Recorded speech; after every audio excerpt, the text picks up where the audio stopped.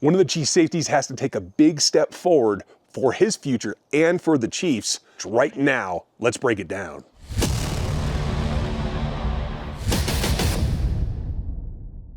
Welcome back, everybody. I'm Brian. This is me going rogue. You know RGR by now.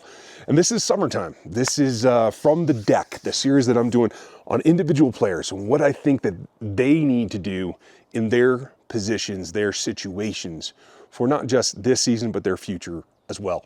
So as we go through the summer, I'm going to have thoughts on a bunch of players. Some starters, some guys scrapping to try to get onto the practice squad. There's going to be a lot of these. So today, my guy, Bryan Cooks, loved what he did at Cincinnati, came into the league, has made some big plays, has made some mistakes. He is now going to be the guy at the back of the defense. Without Justin Reid on this roster, he is going to be the guy that they lean on. Now, Mike Edwards has some experience. I don't know if Mike Edwards can make plays like he used to, but they're going to see and they're going to find out.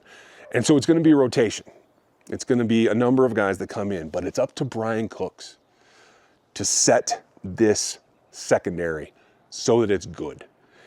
You can only be as good as your weakest link, particularly in the secondary, and that means that the deep safety has to be where he needs to be at all times.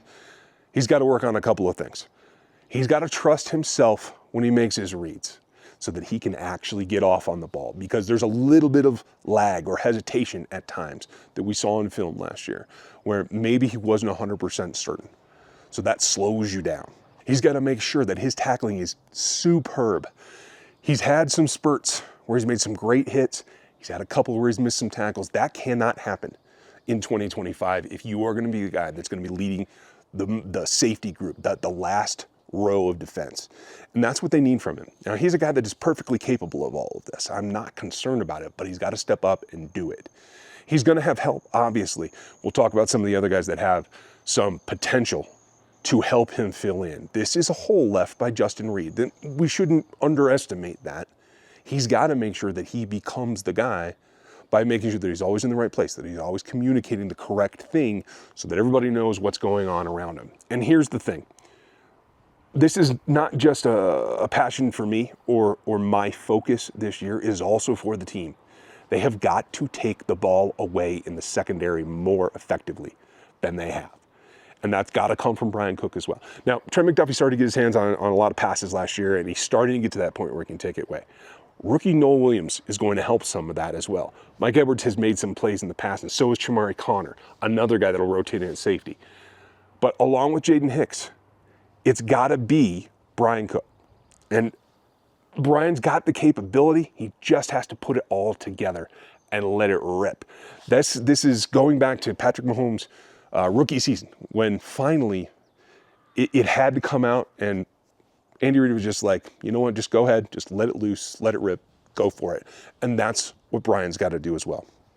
Now, it's a little bit different, because if you make a huge mistake, obviously somebody's going to pay for it, and it might be your team giving up points.